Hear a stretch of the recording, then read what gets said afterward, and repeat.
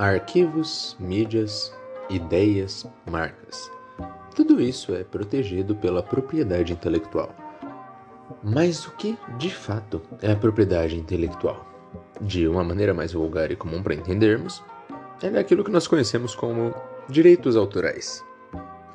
Não só isso, mas também como patente.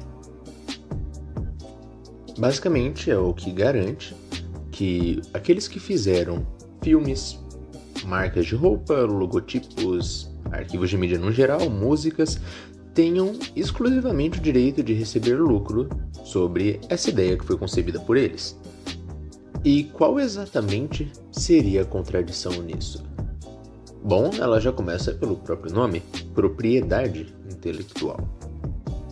Para deixar as coisas claras aqui, eu vou me referir à propriedade como direito de uso exclusivo de determinado meio escasso, certo? De determinado recurso. E aí que tá. O conceito de propriedade surge com um objetivo: resolver conflitos humanos. Deixe-me explicar de uma maneira mais simples. Por exemplo, digamos que haja um recurso escasso X e eu quero utilizá-lo para satisfazer uma necessidade minha. E do mesmo modo, você também queira fazer isso. Nós dois queremos usar o mesmo meio escasso para fins diferentes ao mesmo tempo. Isso é um conflito, quando interesses de duas pessoas são opostos. Nesse caso, a solução é a propriedade, ou seja, determinar quem de fato por direito poderia usar aquele recurso. E como nós fazemos isso? Bom, existem vários meios. A pessoa que é dona pode ter adquirido por meio de uma compra, uma troca, um presente, por ter sido a primeira a pegar aquilo. A questão-chave aqui é: a propriedade é um meio de resolver conflitos sobre recursos escassos. Por isso a propriedade intelectual se torna um problema. Você pode me dizer, então, que existe uma lei que garante os direitos autorais e toda essa regulamentação, certo? Porém, o conceito de propriedade é um tanto exterior ao Estado. Mas como eu poderia dizer isso se, supostamente, os nossos direitos vêm do Estado e assegurados por uma Constituição? Bom, vamos fazer um exercício de pensamento aqui.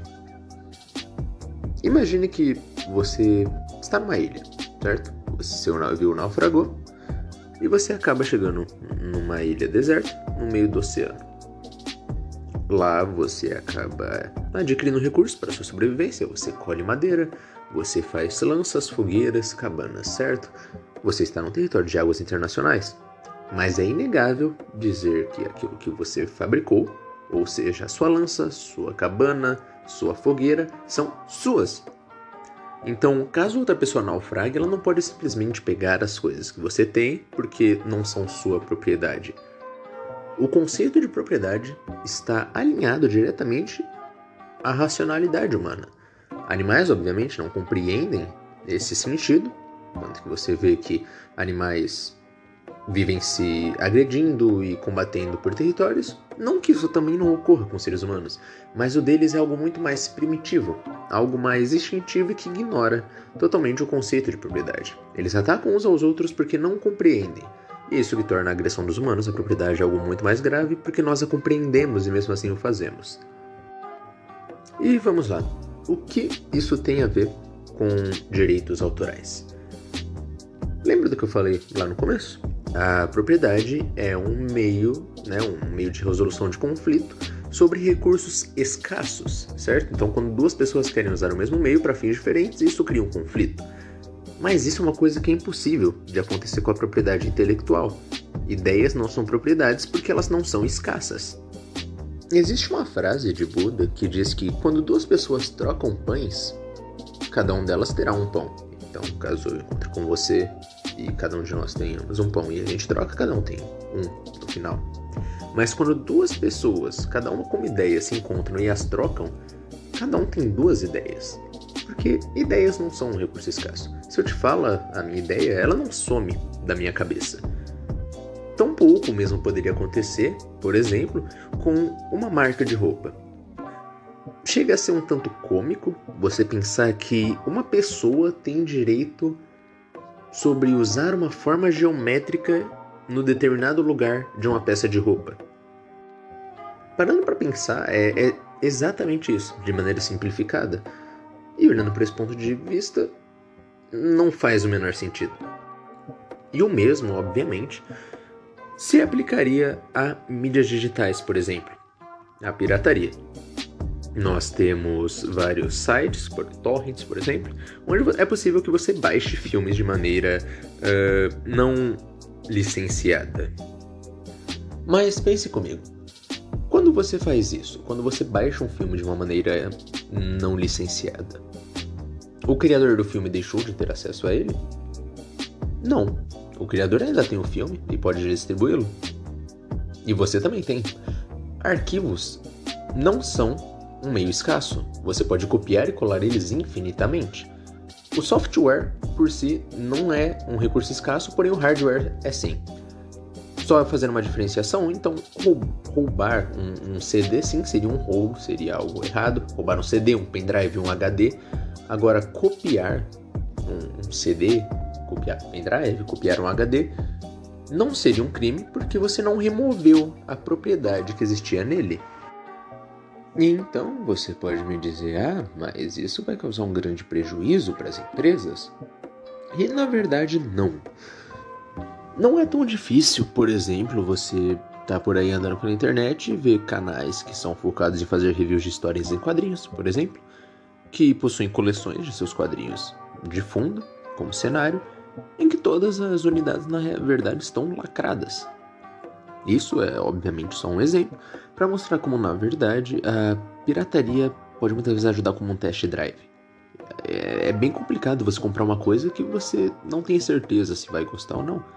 Então pode muitas vezes acontecer da pessoa estar lendo e realmente gostar da ideia.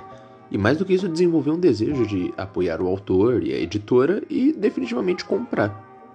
Por mais que possa até parecer estranho falando, não é uma coisa bem comum de acontecer e tem uma certa frequência, principalmente para as pessoas que realmente gostam daquilo e que muitas vezes veem que não é um meio muito investido, certo? Não é um meio que tem muito retorno e justamente por isso elas se empenham em trazer esse retorno. Eu também posso dizer sobre os cinemas, certo? Os filmes hoje em dia nem lucram mais com venda de DVDs e Blu-rays. Então, eles focando tudo na bilheteria do cinema e nos meios de stream. Que, obviamente, eu não acho que devam ser proibidos de desenvolver sistemas que dificultem, né, essa cópia. É totalmente um direito deles. Mas caso ela seja feita, nenhum direito a priori foi violado.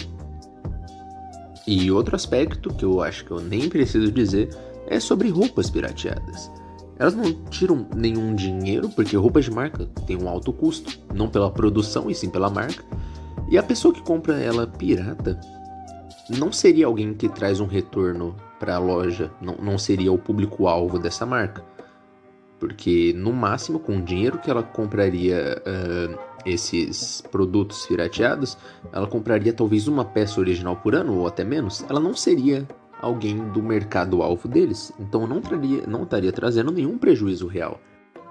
Até porque não se pode dizer que você está tirando o dinheiro das marcas se o dinheiro nunca foi delas e sim do consumidor que resolveu direcionar para outra forma de se obter um produto.